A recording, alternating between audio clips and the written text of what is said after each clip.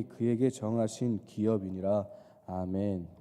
오늘 이 새벽에도 하나님의 은혜와 평강이 우리 성도님들에게 넘치시기를 주님의 이름으로 축원합니다. 광고를 잠시 드리겠습니다. 을지 초등학교 정문 앞에 주차를 삼가해달라는 당부였습니다. 청구상가나 도로변에 주차를 부탁드리겠습니다.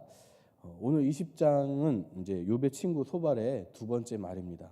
소발의 말을 내용상으로 구분하자면 욥의 말에 답변하는 말과 그리고 악인의 형통은 잠깐이고 악인은 반드시 망하게 되었다라는 내용으로 구분할 수 있겠습니다. 욥의 다른 친구들, 그러니까 엘리바스와 빌닷은 세 번이나 욥과 대화를 주고받지만 소발과 주고받는 대화는 여기까지가 마지막입니다. 그러니까 오늘 20장은 소발이 두 번째로 말하는 장이자 이제 마지막으로 발언하는 장입니다. 오늘 마지막으로 말하는 소발은 욥에게 어떤 말을 하고 있을까요? 19장에서 욥이 친구들에게 하는 마지막 말을 보면 알 수 있는데, 욥이 결론적으로 무슨 말을 했냐면, 여러분 20장 바로 위에 19장 29절입니다.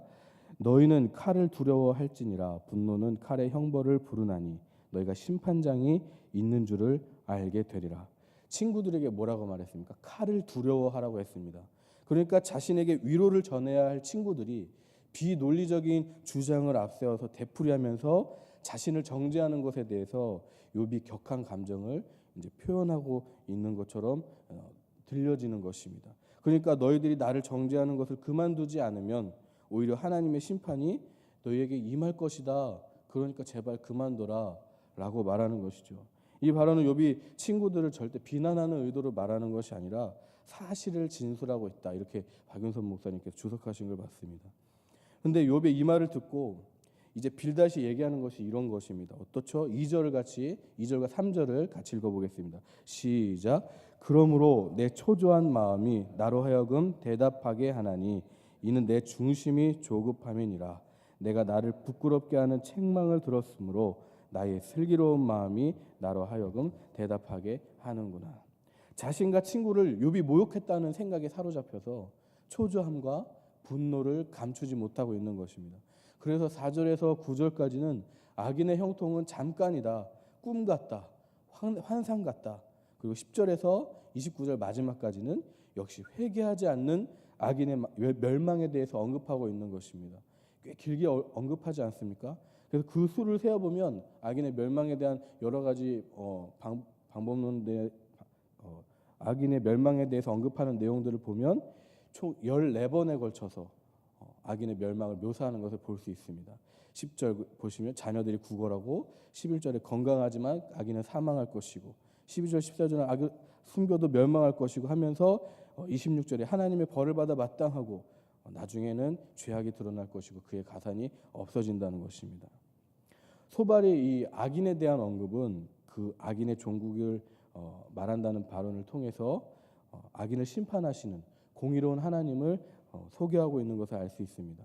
이것은 분명히 진리입니다. 틀린 말이 전혀 아닙니다. 그런데 소발은 이렇게 망하는 악인이 누구에 빗대어서 말하고 있는 거냐면 바로 욥을 빗대어서 말하고 있는 것입니다. 욥이라고 간접적으로 말하면서 욥을 비난하고 있는 것입니다. 우리가 여기서 알 수 있는 사실은 무엇입니까? 악인의 형통은 잠깐이고 악인은 반드시 망한다라는 이 소발의 말은 분명히 진리인데, 그런데 그 말이 진리임에도 불구하고 그 진리를 잘못 사용함으로 인해서 그 효과가 발생하지 않는다는 것입니다. 우리 신앙생활에도 단적으로 적용해 볼 수 있지 않을까요? 기도가 그렇습니다. 신앙인이라면 분명히 하나님께 기도해야 하는 것입니다. 이것이 진리입니다. 근데 그 기도를 자신의 이기심과 욕심을 위해서 동원한다면 그 기도는 하나님과 소통되지 않는 것이죠. 그러니까 진리의 효과가 발생되지 않는 것입니다. 야고보서 4장 3절도 분명히 이렇게 말씀하고 계십니다.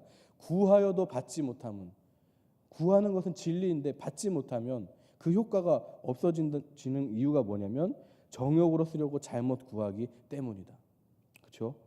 또 주님의 몸된 교회를 향해서 하는 모든 헌신은 하나님의 부르심입니다. 믿으십니까?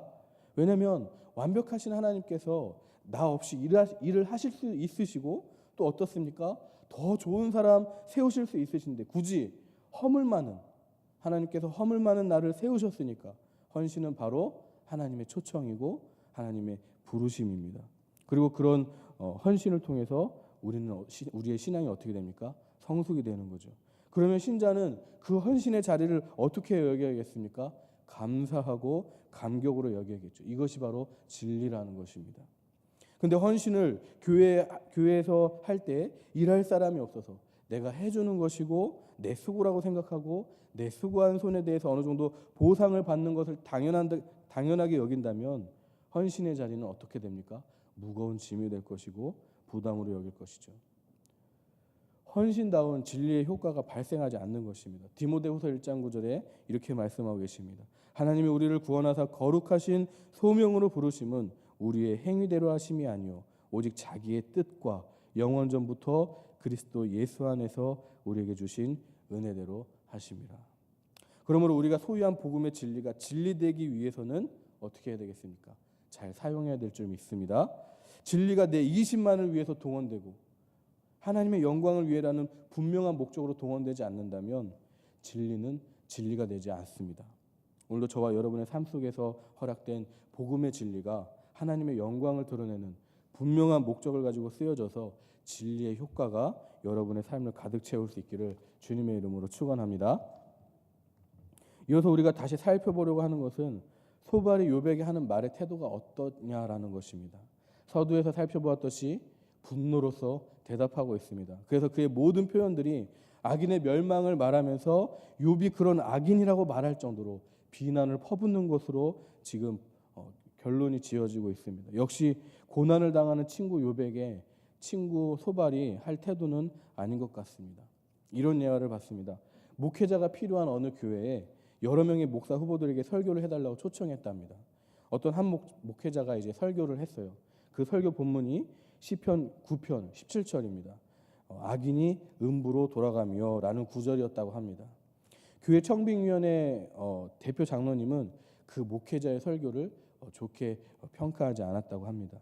그렇게 몇 주 후가 지났어요. 몇 주가 지나서 또 다른 목회자가 이제 지원을 했습니다. 지원했는데 우연치 않게 똑같은 본문을 설교했다고 합니다. 근데 이번에 청빙위원회 대표 장로님이 다른 위원회들에게 저 목사님을 초빙합시다 이렇게 말했다고 합니다. 사람들은 이제 모르겠는 거예요. 도대체 이유가 무엇입니까? 라고 물었습니다. 그랬더니 그 이유를 말하기를 둘 다 동일한 구절로 설교하긴 했는데 도대체 이유가 무엇입니까? 라고 물었을 때 두 번째 오신 목사님은 잃어버린 바 된 자들이 지옥에 갈 것을 강조할 때 눈에 눈물이 고였다는 거예요. 그리고 그 목소리에 근심이 서렸다는 거죠. 근데 첫 번째 오신 목사님은 죄인이 죽음에 대해서 언급할 때 고소해하는 것 같았다는 것입니다. 그래서 두 번째 오신 목사님을 초빙하기를 원합니다라고 이렇게 말했다는 것입니다. 여러분 이 예화에서 누가 소발 같을까요? 1번 청빙위원회 대표 장로, 2번 첫 번째 설교한 목사. 누구겠습니까? 첫 번째 설교한 목사를 예를 들어서 말하고 있는 것입니다. 왜냐하면 죄인이 죽어가는 걸 마땅한 것으로 여기고 긍휼히 여기는 마음이 없기 때문에. 소발이 지금 욥을 볼 때 그렇지 않습니까? 욥을 악인으로 여기고 욥이 당하는 그 고통을 당연한 것으로 여기고 있다라는 것입니다. 긍휼의 마음이 싹 없는 것이죠. 그러니까 사실 욥은 앞에서 계속해서 살펴보고 있듯이 죄인은 아닙니다. 하나님이 인정하시는 의인입니다. 그런데 설령 욥이 소발의 말대로 죄인이라고 하더라도 악인이라고 하더라도 소발은 그렇게 말하면 안 되는 거죠. 가까운 친구지 않습니까? 그리고 누구보다도 고통 가운데 신음하고 있는 장본인 아니겠습니까? 소발이 이 사실을 알까요? 모를까요? 알죠. 아니까 친구 욥을 위로하기 위해서 먼 걸음을 온 것 아니겠습니까? 그렇다면 소발은 어떻게 해서 도대체 어째서 위로하고 온 그 동기가 사라지고 지금 고통 가운데 거하는 친구 욥을 이렇게 대우하는 것일까요? 그것은 지금 소발이 분노하고 있기 때문입니다.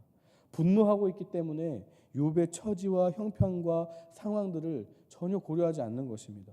오직 욥의 말에 부끄러워하는 자신에게 초점이 맞춰져서 초조해하고 조급해하는 자신에게만 집중하고 있는 것입니다. 그 분노로 인해서 소발에게 지금 긍휼한 마음이 사라진 것입니다.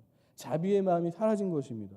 그러니까 욥이 고난을 당해도 악인처럼 멸망을 당한다 해도 상관없는 것으로 여기고 있는 것이죠.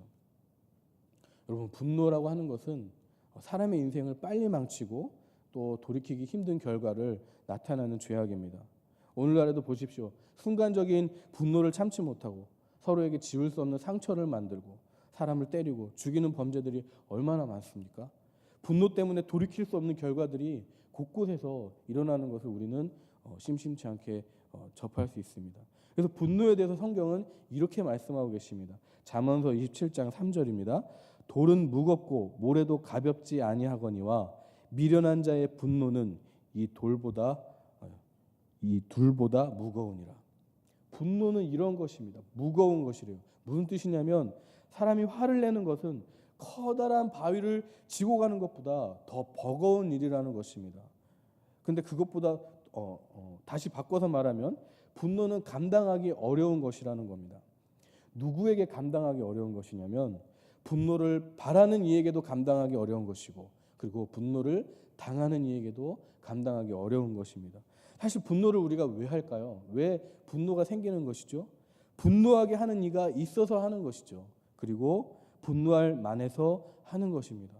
그런데 성경은 어떻게 말씀하고 계시냐면 에베소서 4장 26절에 분을 내어도 죄를 짓지 말며 해가 지도록 분을 품지 말고, 이렇게 말씀하시는 겁니다. 너를 분노하게 만드는 이가 있는 것을 알고 있다. 분노할 만해서 분노하는 것을 알고 있다. 그런데 너는 분노하지 말아라. 분노하려는 자를 지금 성경은 말리고 있는 것입니다. 왜냐하면 그 분노로 우리가 악에 치우칠 뿐이니까, 하나님의 뜻을 떠나서 악 가운데 거할 뿐이니까 그 분노 가운데 거하지 말랍니다. 시편 37편 8절에 분을 그치고 노를 버리며 불평하지 말라. 오히려 악을 만들 뿐이라. 그렇다면 우리가 내는 분이 또 남을 해하는 분노뿐만 아니라 정의로운 분노가 있을 수 있지 않겠습니까? 그런 분노는 어떻게 해야 되겠습니까? 정의가 무엇인지 보여주는 데서만 그쳐야 됩니다. 그 분노의 성격이 무엇이든지 잠자리에까지 안고 가거나 계속해서 분노를 품고 사는 일은 없어야 됩니다. 더욱이 만일 그 분노가 개인적이고 감정적인 것이라면 하룻밤을 설치는 정도가 아니라 어떻게 되는 것이냐면 하나님과 자신과의 원만한 관계까지도 위협할 수 있는 것이라는 것을 우리는 알아야 됩니다.